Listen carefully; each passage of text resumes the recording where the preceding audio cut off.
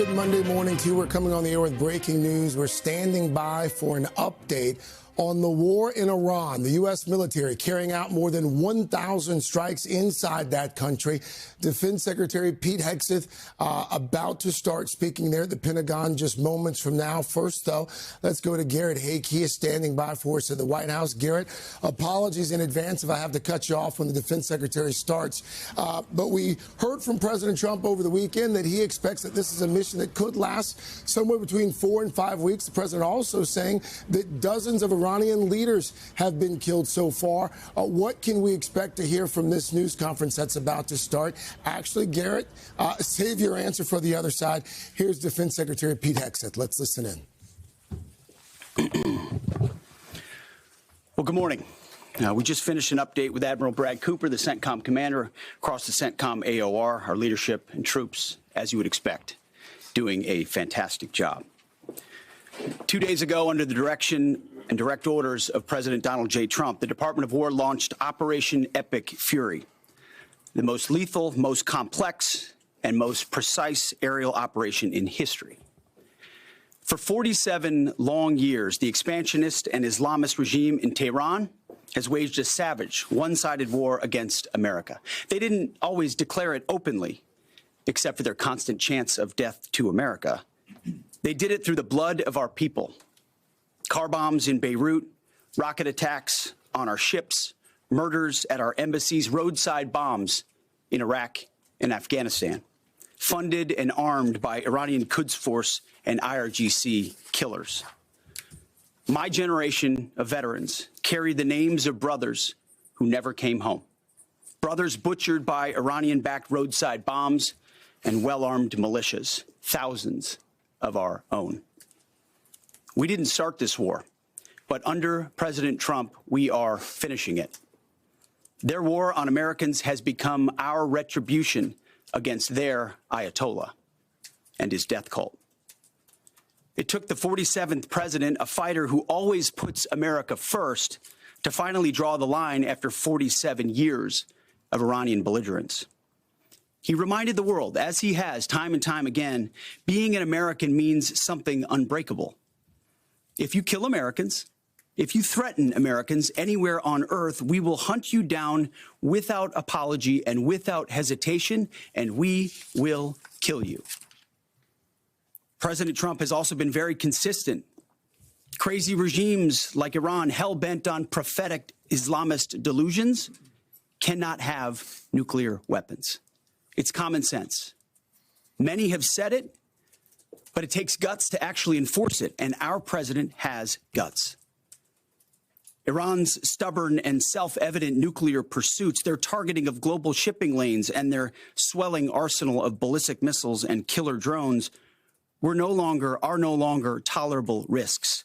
Iran was building powerful missiles and drones to create a conventional shield for their nuclear blackmail ambitions. Let me say that again. A conventional shield for their nuclear blackmail ambitions. Our bases, our people, our allies, all in their crosshairs. Iran had a conventional gun to our head as they tried to lie their way to a nuclear bomb. It almost worked under Obama and his terrible deal, but not under this president. Turns out the regime who chanted death to America and death to Israel was gifted death from America and death from Israel. This is not a so-called regime change war, but the regime sure did change, and the world is better off for it. Today, in their desperation, the enemy is unmasked as Iranian missiles and drones rain down indiscriminately on the hotels, airports, apartments, and other civilian targets of their neighbors. Cowardly terrorist tactics from a regime that for decades has trafficked in cowardly terrorist tactics, lies, death, and destruction to this day.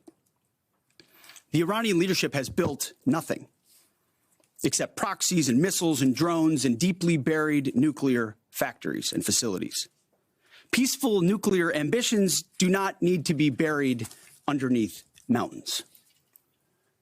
Last June, Operation Midnight Hammer obliterated their nuclear program to rubble.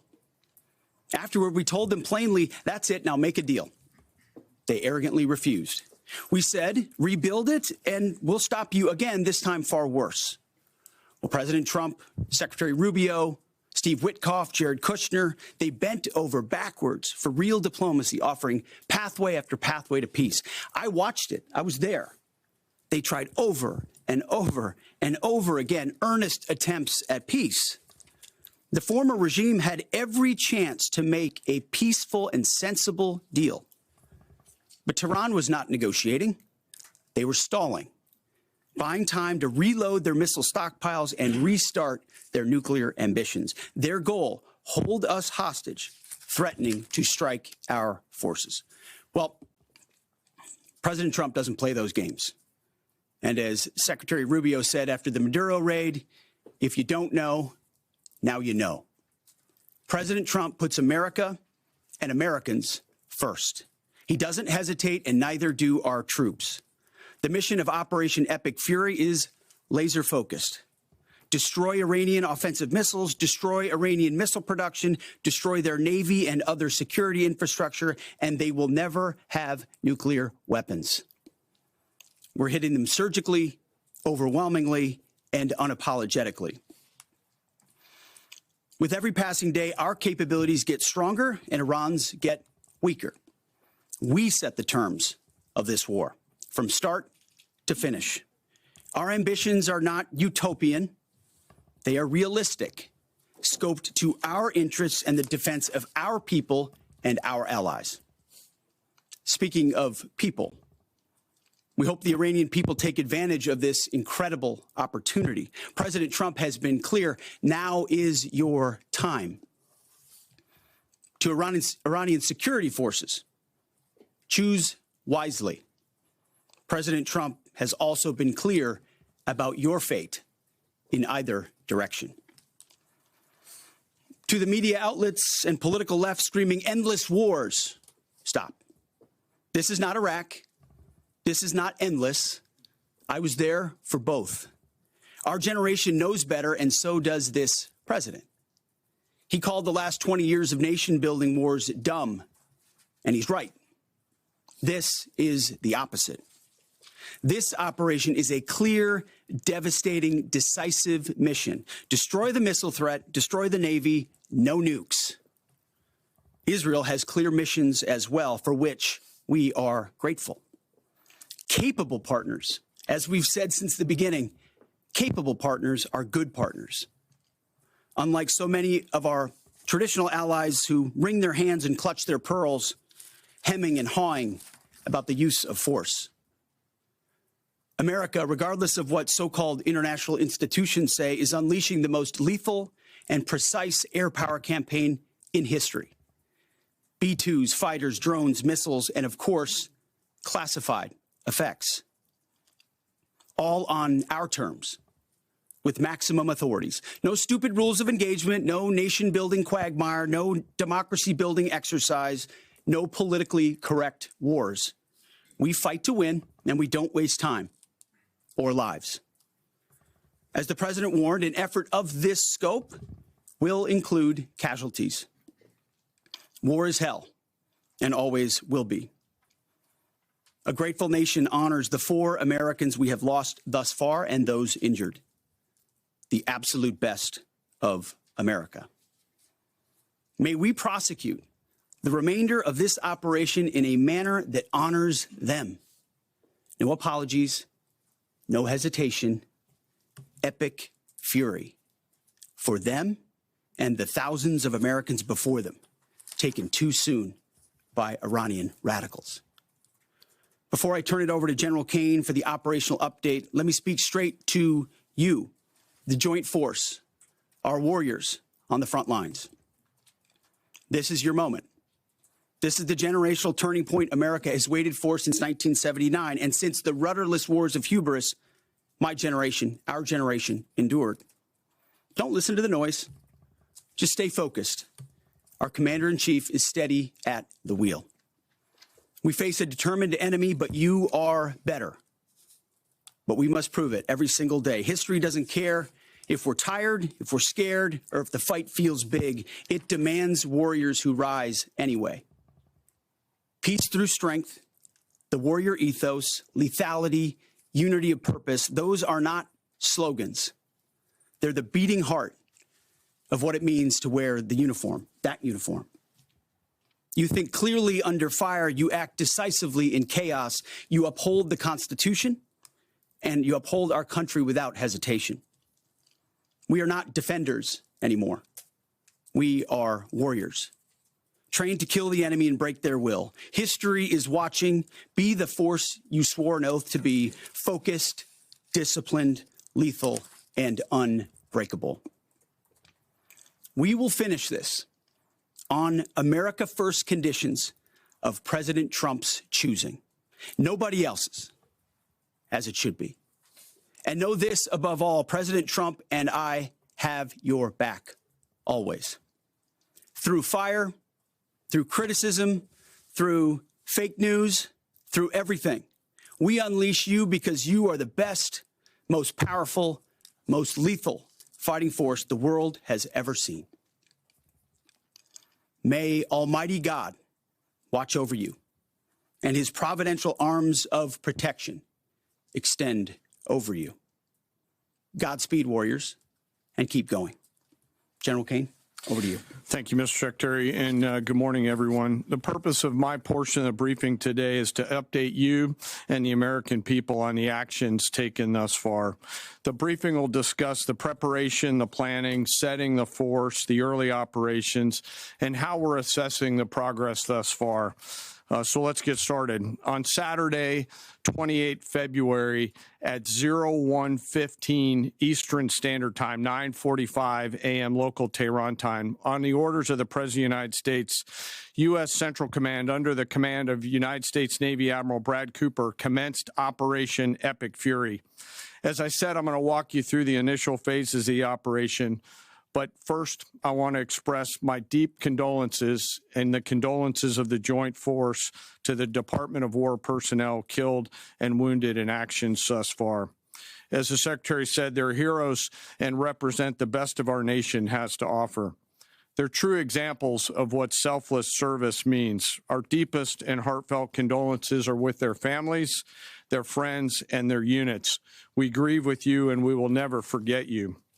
Additionally, I stand here before you today grateful for each service member, planner, logistician, operator across our joint force, for our Department of War civilians, our intelligence community teammates, our interagency teammates who continue to stand in harm's way alongside us. I am proud of all of you as you take the fight to the enemy, and we are the best in the world at integrating, period. I want to extend my personal gratitude to the dedicated commanders and senior enlisted leaders and the enlisted members of the Joint Force who are fighting this fight across the CENTCOM AOR. In addition to Admiral Cooper and Fleet Master Chief Compton, I want to highlight a few today. U.S. Army Central Command Commander Lieutenant General Pat Frank, who, along with his team, are fighting the counter-missile and counter-drone fight. United States Navy Central Command Commander Vice Admiral Kurt Renshaw and his team, who are engaged with the Iranian Navy and projecting American naval combat power from the seas. And United States Air Force Central Command Commander Lieutenant General Derek France and his leadership team, who are crushing Iranian targets from the air. I want to highlight the support to the CENTCOM fight from other combatant commands who are directly involved with this effort, to include U.S. Spacecom, U.S. Cybercom, and U.S. EUCOM. I also want to specifically call out United States Transportation Command and U.S. STRATCOM for their contributions to this fight. We cannot project American combat power at the time and place of our choosing without both. And finally, I want to express how deeply thankful I am for the continued service and sacrifice of the entire Joint Force and their families. Their unwavering commitment and dedication are the cornerstones of this effort. So let me start with a few details. First, to be clear, as the Secretary said, this is not a single overnight operation. The military objectives that CENTCOM and the Joint Force have been tasked with will take some time to achieve, and in some cases will be difficult and gritty work. We expect to take additional losses, and as always, we will work to minimize U.S. losses. But as the Secretary said, this is major combat operations. So let me talk about the preparation and the planning. On February 28th, the full strength of America's armed forces came together in a unified purpose against a capable and determined adversary. The United States Army, Navy, Marine Corps, Air Force, Space Force, Coast Guard, and our reserve components integrated across our combatant commands and began coordinated operations with the Israeli armed forces of an unprecedented scale. As the Secretary laid out, our military objectives are clear. Our mission is to protect and defend ourselves and, together with our regional partners, prevent Iran from the ability to project power outside of its borders and be ready for follow-on actions as appropriate. Across every domain, land, air, sea, cyber, the U.S. Joint Force delivered synchronized and layered effects designed to disrupt, degrade, deny, and destroy Iran's ability to conduct and sustain combat operations. On the U.S. side, this marked the culmination of months and in some cases years of deliberate planning and refinement against this particular target set. From precision strikes against key military infrastructure to persistent intelligence and targeting integration to the close coordination of the components across vast distances, this operation again demonstrated America's reach, readiness, and professionalism, and that of our joint united force.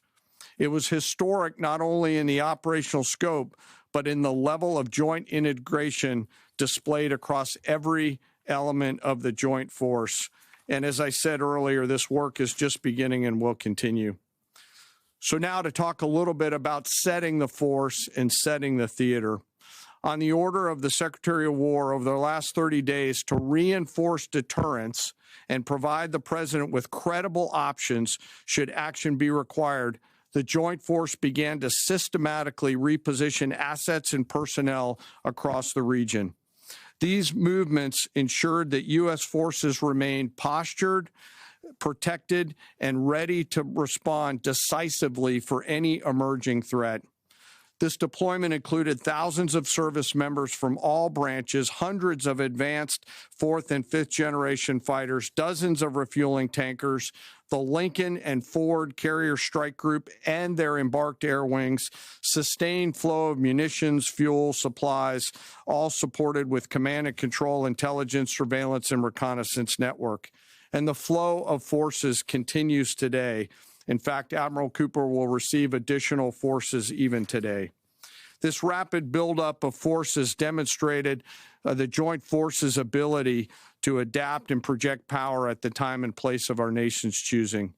I want to highlight a couple specific cases for you.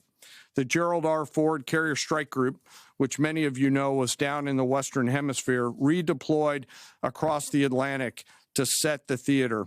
The ship, her crew, their families, and the entire strike group took a deep breath and, as they always do, began planning to conduct combat operations.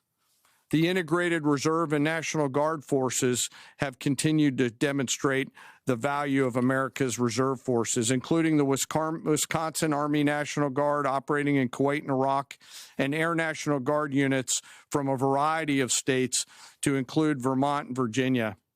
In the case of the Vermont Air National Guard and the 158th Fighter Wing, they were mobilized for Operation Absolute Resolve and then were tasked to take their F-35As across the Atlantic instead of going home to be prepared to support this operation. The same is with our Air National Guard and Air Force Reserve Command tanker and mobility forces, who stepped right out of their civilian jobs to deploy and to protect the region. Lastly, I want to highlight the unsung heroes of warfare, our American logisticians and sustainment force, those who quietly work every day behind the scenes to project and sustain America's combat power. Our leaders from World War II were right when they said professionals do logistics. As regional tensions rose, the Joint Force elevated our force protection measures on the order of the Secretary and repositioned discreetly civilians and non-essential personnel designed to ensure the safety and security of our Joint Force. By the time operations began, only essential forces remained on our bases and in theater, all ready, capable to respond. So now let me move to H hour. At 3:38 p.m. on Friday, February 27th, the United States Central Command, through the Secretary of War, received the final go order from President Trump. The president directed, and I quote, "Operation Epic Fury is approved. No aborts. Good luck," close quote. In the region, every element of the Joint Force made their final preparations. Air defense batteries readied themselves, checking their systems to respond to Iranian attacks. Pilots and crews rehearsed their strike packages for the final time. Air crews began loading their final weapons, and two carrier strike groups began to move towards their launching points. Across the globe, our operations centers came alive in Tampa, Florida, here at the Pentagon, and of course forward in the Central Command AOR. As always, operational security was paramount as we sought to maintain and sustain the element of surprise. This operation was highly classified so that at H hour, the enemy would see one thing: speed, surprise, and violence of action. The first movers were U.S. Cybercom and U.S. Spacecom, layering non-kinetic effects, disrupting and degrading and blinding Iran's ability to see, communicate, and respond. At H hour, the beginning of major combat operations, 01:15 local Eastern Daylight Time, 9:45 local AM Tehran time, as dawn crept up across the Central Command AOR, the skies surged to life. More than 100 aircraft launched from land, sea, fighters, tankers, airborne early warning, electronic attack, bombers from the States, and unmanned platforms, forming a single synchronized wave. This was a daylight strike based on a trigger event conducted by the Israeli Defense Forces, enabled by the U.S. intelligence community. The first shooters at sea were Tomahawks unleashed by the United States Navy, closed in on Iranian naval forces, and began to conduct strikes across the southern flank in Iran. On the ground, forces fired precision standoff weapons, measured, deliberate, precise, and lethal. This was a massive, overwhelming attack across all domains of warfare, striking more than 1,000 targets in the first 24 hours. We are now roughly 57 hours into the operation.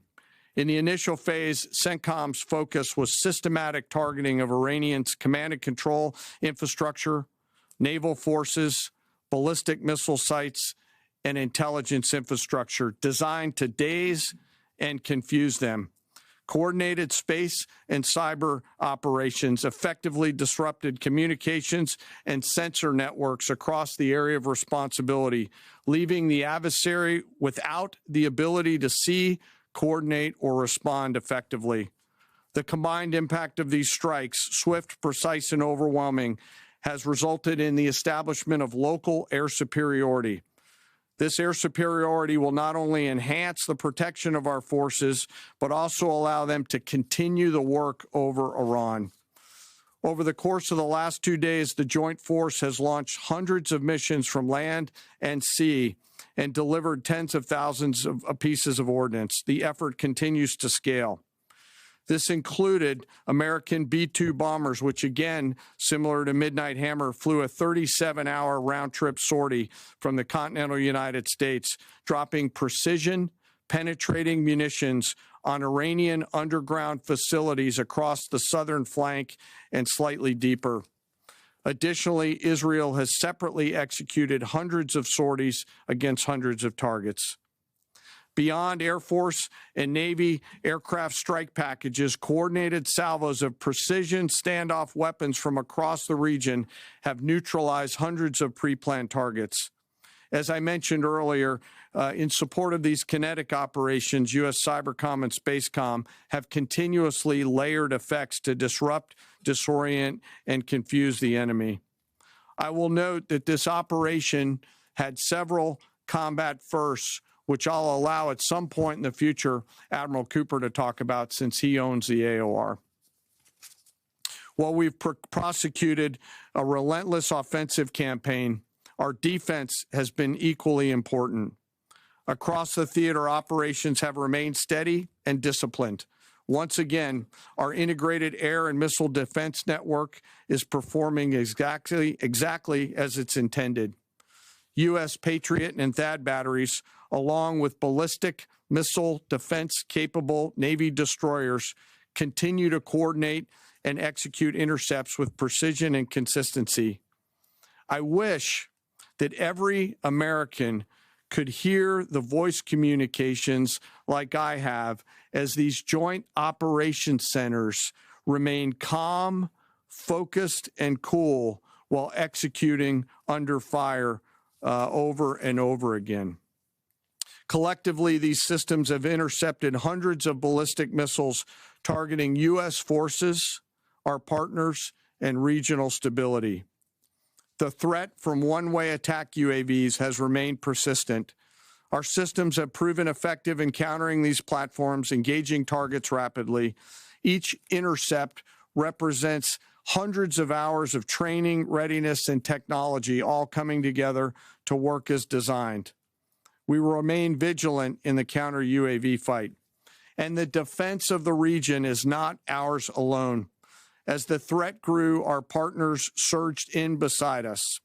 Air defense batteries in Qatar, the UAE, Kuwait, Jordan, and Saudi Arabia joined the fight, proof positive that years of training, trust, and hard-earned integration pay off. I am aware of the loss of 3 U.S. Air Force F-15Es overnight in the region. I am grateful for the safety of the crews, and we know that this was not from hostile enemy fire. As this matter's under investigation, I'll not comment further on this. Let me close. Operations will remain active across the theater and across the globe. The U.S. forces are postured not only to maintain pressure, but to respond and adapt as required. Operation Epic Fury stands as a reminder of what the United States military uniquely delivers: the ability to project power on a global scale with speed, surprise, precision, and overwhelming force when and where our nation requires it. What we've demonstrated over the past several days reflects years of investment in readiness, joint integration, and professionalism of the joint force. As major combat operations continue across CENTCOM, we remain engaged globally. America's joint force retains the credibility, capacity, and flexibility to respond to any contingency anywhere in the world at any time. To those who would test our resolve or threaten the United States, our allies, or our interests, understand clearly we can reach you, we can sustain the fight, and we can scale the fight, and we will prevail. To the American people, your joint force remains steady, frosty, calm, and focused. Your service members are trained, disciplined, and determined. We understand the risks of this mission and the weight of the responsibility that we carry. We also recognize that our families also shoulder the burden at home. You are a part of this too. I am proud today, as I am every day, to stand as a member of America's joint force. There is no mission too complex, no distance too great, and no adversary too determined for the men and women who wear our nation's uniform. We mourn our fallen, we honor their families, and we continue our mission with focus, unity, and strength. And now I'm happy to take any questions. Thank you, Mr. Chairman. Right here. Go ahead. Thank you for your time. What percentage of Iranian long-strike capabilities are still in the fight, and what is our exit strategy here, and when will it be deployed? Well, they have long-range strike capabilities, which we are hyper-focused on. The brief we got just this morning, Admiral Cooper knows exactly and precisely what kind of threat matrix he's looking at, the way they might change their techniques and how we adapt to that. So we're making sure the theater commander has absolutely everything he needs. I mean, one of the things the chairman mentioned is for months and months, even before we built up, we ensured that we had maximum defensive capabilities in theater to allow the president the decision space in the future. So even before this buildup in the last 30 days, we discreetly brought defensive assets in to make sure, understanding that there are Iranian capabilities. As far as time frame, I would never hang a time frame from our perspective. The commander-in-chief sets the op tempo and terms of this fight. As I said, it's on his terms. And we'll make sure that Admiral Cooper and his team have everything they need, not just to defend. I mean, the best defense is good offense. And so we're aggressively pushing into that airspace over that southern flank to ensure that we control it and we destroy anything that moves that would attempt to shoot us. Think of it as shooting the archer instead of the arrows. That's where we want to be. And we have the kind of exquisite intelligence to get over the top, find that and destroy it. It won't happen overnight. This is a big battle space with a lot of capabilities. That's part of the reason why it's such a threat to us. That's why I talk about conventional umbrella to blackmail nuclear ambitions. They were building up this conventional arsenal in order to ensure that no one would ever block them from their ability to get nuclear weapons. So we're very clear-eyed about the nature of this Iranian threat, and we're going to get after it. I don't know if you have anything to add to that, Mr. Chairman. Thank you for the question. The only thing I'll add is that unlike an operation, a single operation like Midnight Hammer or Absolute Resolve, it'll take some time for us to conduct battle damage assessment, and the targeting cycle that CENTCOM will run will take those things into effect. Admiral Cooper will adjust his plan and fires accordingly to ensure that we're attriting that.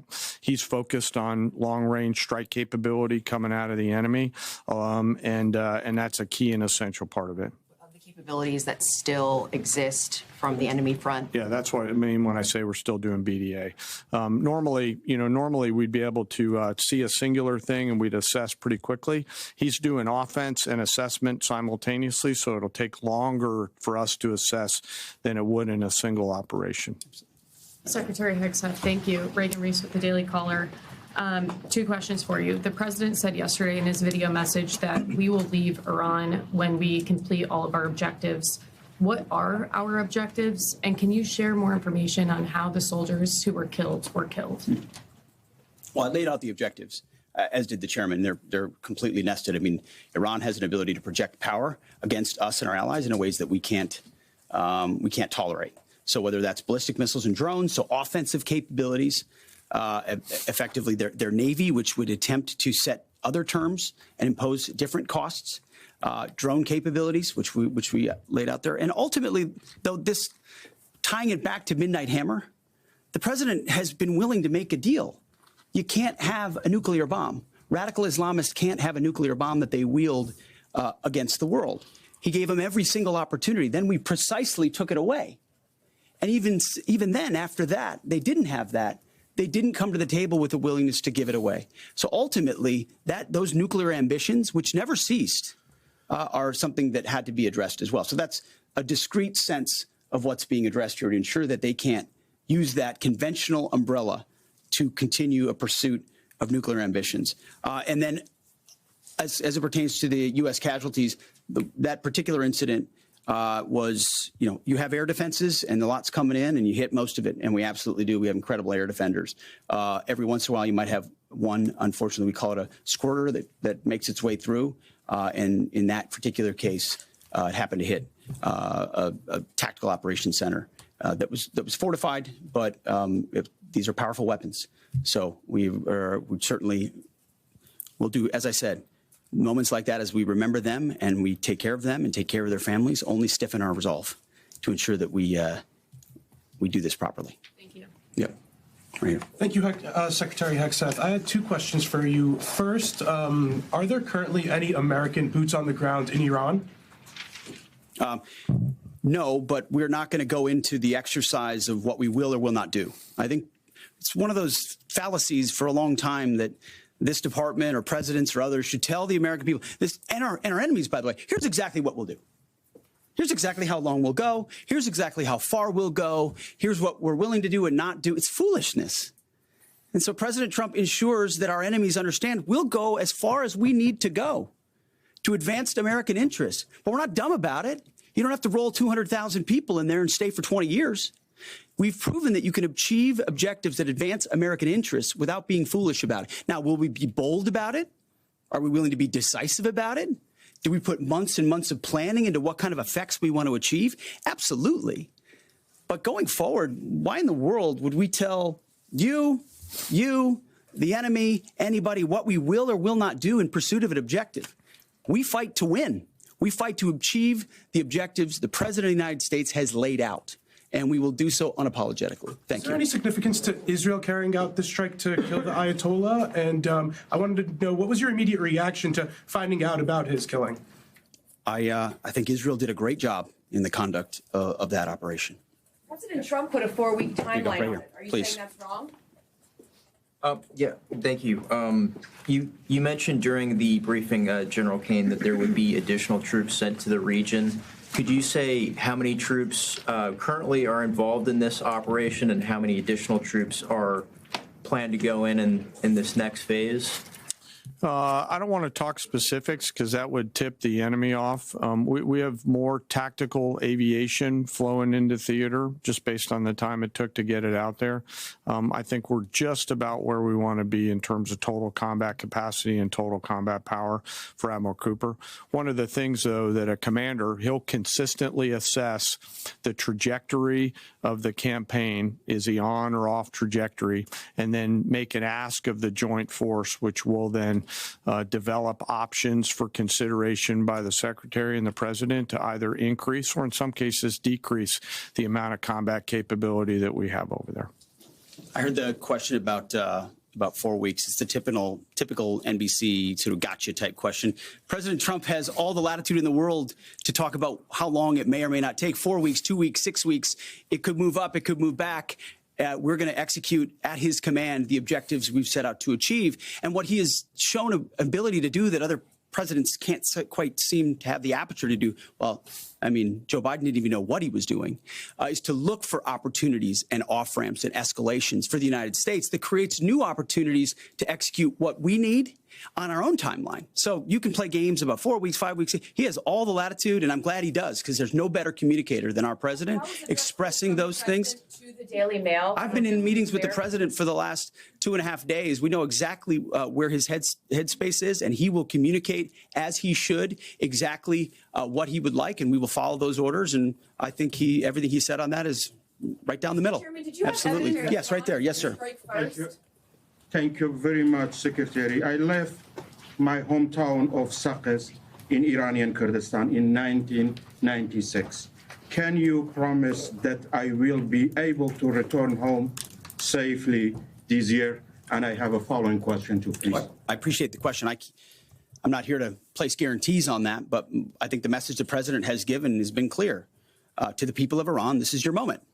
The world was seized by these crowds and then seized by the reality of this regime killing tens of thousands of innocent protesters. So we saw the nature of the regime yet again exposed. We saw many of the Iranian people seek a change there. This is their moment to take advantage of it, for sure. You served in Iraq and know that no American soldiers were killed in Kurdistan. The Kurdish people are very pro-American. Will you continue to protect Kurdistan and Peshmerga as loyal ally of the United States? Why I'm asking this question? Because now Kurdistan is under attack by Iranian drones and by proxies in Iraq and on the region. I think I can speak to allies generally in the region who we've been in constant communication with. We have been standing shoulder to shoulder with them, and we appreciate their capabilities. Absolutely. Yes, right here. Hi, thank you. Cameron Arkin with the Daily Wire. My question is about some of the domestic threats, if any, regarding this right now. Have there been any concerns about Iranian sleeper cells, and kind of what has the Trump administration been doing to kind of monitor these threats? Across the interagency, in full coordination. Of course, we're paying attention to any potentialities there. This is a former regime, a regime that seeks to export that ideology and try to sow terror. We're ready for that. We've seen these types of folks before, and the American people can rest assured that we're vigilant on that. Secretary, thank you. Kind of a follow-up on that last question. There was just this, what appears to be a terrorist attack in Austin yesterday. How does that change the operation at all? What effect does that have? And it doesn't change the operation at all, and I know the authorities are executing exactly the way they should. Secretary Hegseth, and one for Chairman Caine as well. I understand, to your point here, that you don't want to broadcast everything for our adversaries to hear, but the American people also want to know what they're sending their men and women to war for. Is there a concern of this spiraling into a longer war? And then one for the chairman when you're done. Did you not hear my remarks? I mean, we're ensuring the mission gets accomplished, but we are very clear-eyed, as the president has been, unlike other presidents, about the foolish policies of the past that recklessly pulled us in to things that were not tethered to actual clear objectives. So we know we have plans, we have generals, we have chairmen, we have commanders, CENTCOM commanders, Admiral Cooper, who's executing very deliberately to ensure outcomes that I laid out are accomplished. But we would never, in front of a press pool, lay out how long that may take. The mission for our warfighters, which is what matters to us, is very, very clear. And they're executing it right now violently. And just for the chairman quickly, I have one for the chairman. You said this is not a one-night operation. It will take time to achieve the goals. What would be the goal line here for you? I think the Secretary laid out the military objectives, and that's what we execute against is the military objectives. Last one right here. Uranium is. Thank you, sir. As you've said, there are a large amount of U.S. service members that are in harm's way right now. What is your prayer for them? First of all, my prayer for them is that I do pray for them. My wife prays for them. Our family prays for them. Our cabinet prays for them. None of this is done on a whim. Having been in their boots, having been in their shoes, having been in their flight suits, I know we think about them with every decision that we make and every recommendation that we make to the President of the United States. Those recommendations are made prayerfully. And when I pray every day for them and for this mission, I pray simply for the biblical wisdom to see what is right and the courage to do it. It's going to take courage to follow through on this. There's going to be a lot of noise, and we pray for that, and we hope all of you do as well. Thank you very much. Appreciate it. Thank you. And there you have it. The Secretary of Defense there, Pete Hegseth, along with Dan Caine, General Dan Caine, Chairman of the Joint Chiefs, for the last 45 minutes, briefing the American people on Operation Epic Fury. The Defense Secretary and the Chairman both conceding that this is not going to be an overnight operation, that we will also likely see more losses as well. President Trump oversaw those weekend strikes from Mar-a-Lago. The president now back in Washington. Our senior White House correspondent, Garrett Haake, he is live outside of the White House this morning. And Garrett, I know you were listening as well over the last 45 minutes. It was interesting to hear sort of the timeline. We've found out that President Trump ordered the strike roughly 3:30 Friday afternoon, and they proceeded to walk us through more of the timeline. What else struck you, Garrett, from what we just heard there from the Defense Secretary and the Chairman?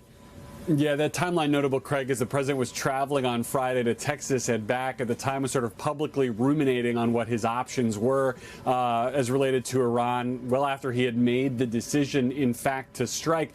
I thought both the chairman and the Secretary of Defense were much more clear on the military objectives than on sort of the political circumstances here. You heard Secretary Hegseth say that the goals of this operation are to eliminate Iran's missiles, their missile production capability, their navy, and anything that remains of their nuclear problem, to essentially prevent Iran from projecting strength or violence anywhere beyond its borders, and that those operations will take some time. You heard from General Caine about the various assets that are in place and the efforts that were taken to put them in place over the preceding weeks to make this operation as successful as they believe it has been so far. We also heard, again, from the purely kind of military perspective here, the cause of those now 4 U.S. casualties, those 4 U.S. service members killed thus far in this, were struck at a tactical operations center that was hit, they say, by Iranian missile. On the political ramifications of this, the points were far less clear. You heard Secretary Hegseth say this is not a war of regime change, but noting that the regime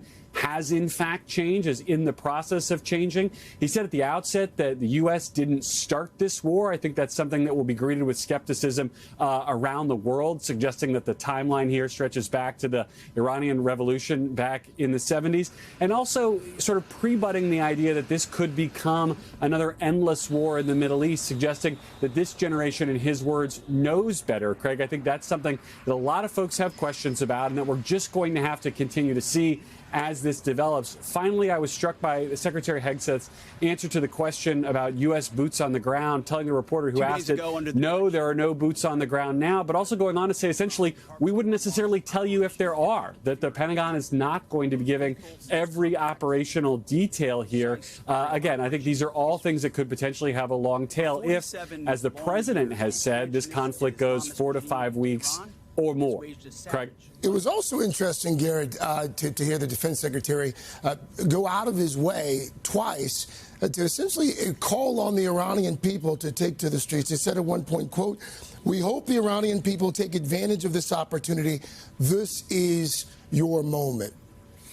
Yeah, I think this is a sort of a key break here between the military objectives of whatever we are doing in Iran and the political objectives. Militarily, Hegseth and the president, in some of the various interviews he's given over the weekend, have said that this is not about regime change per se, but also militarily, the United States is clearly trying to create the circumstances that would be necessary for regime change to occur. I think this is part of the idea of not putting necessarily American boots on the ground, opening the door to the Iranian people that if they want to rise up, if they want to take control of their own government, the U.S. is saying we're trying to create the opportunity for that to happen for you, but we're not going to be the ones to do it. I think you're right to note that Hegseth was sort of more specific about that than we've heard from the president, but it's pretty clear the Trump administration doesn't want to be sort of saddled with the idea of regime change being a goal or the factor that's keeping us in this conflict. But if it happens, I think the administration is equally likely to try to or want to claim credit for it. Garrett Hegseth at the White House. Garrett, stand by for me just a moment. Let's go now to the Middle East. Our chief foreign correspondent, Richard Engel, is in Israel for us. And again, Richard, I know that you were listening very closely to that 45-minute news conference from the defense secretary and the chairman of the Joint Chiefs as well. We've lost 4 American service members so far. We've seen the images of several aircraft falling from the sky, friendly fire, but also hearing that this is an operation that is going to take some time. Also hearing very plainly from the defense secretary that we can expect more losses as well. Talk to us, Richard, about what's happening on the ground right now and what the next few days and weeks could very well look like in that region.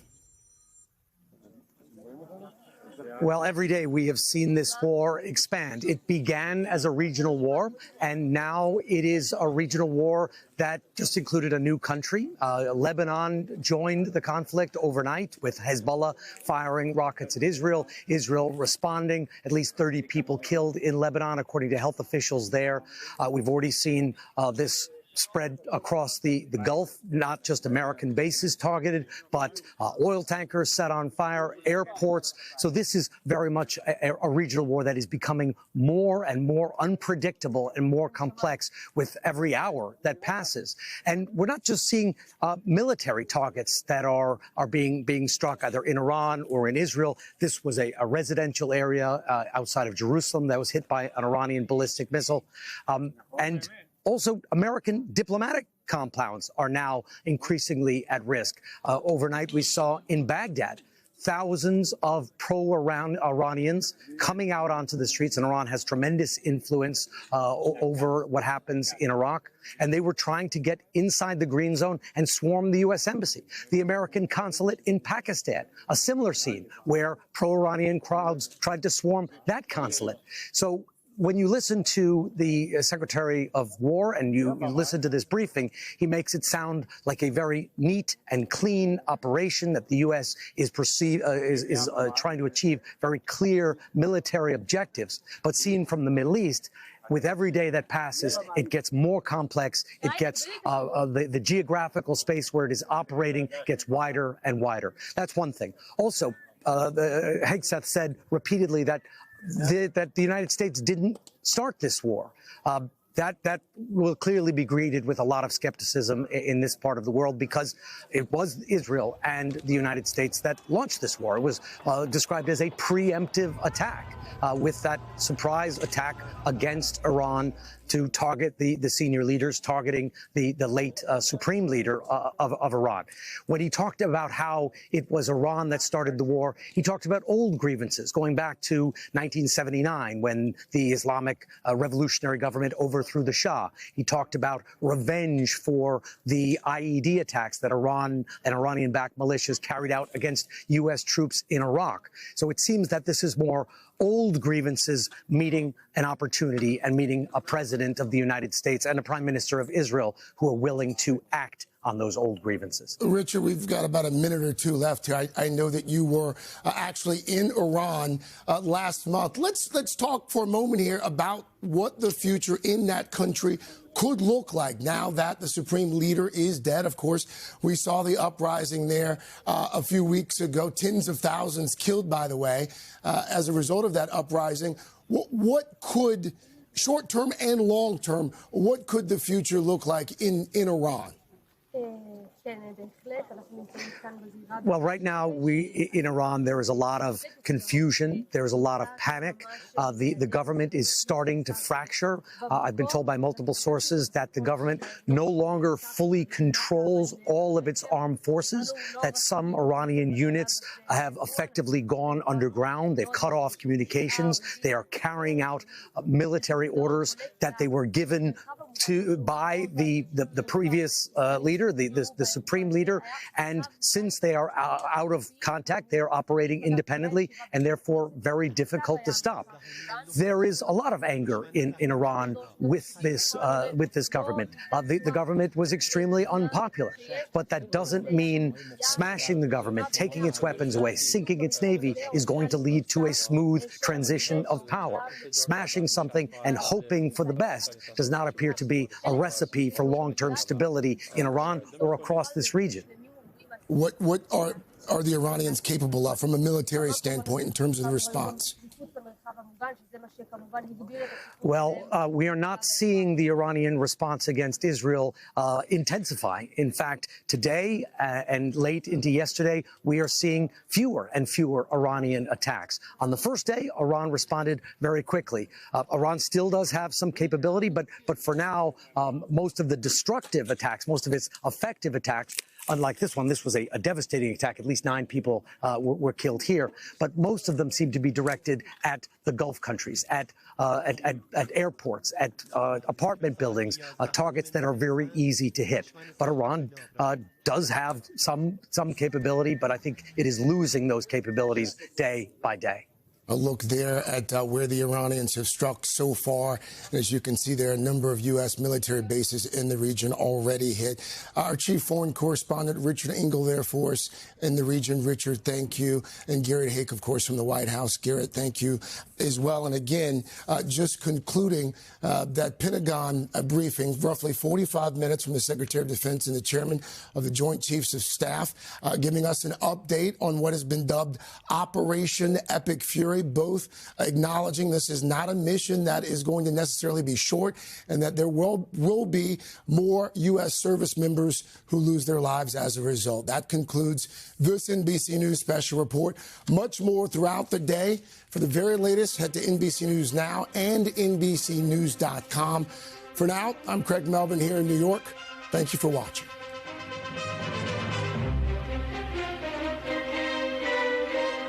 We thank you for watching, and remember, stay updated on breaking news and top stories on the NBC News app or watch live on our YouTube channel.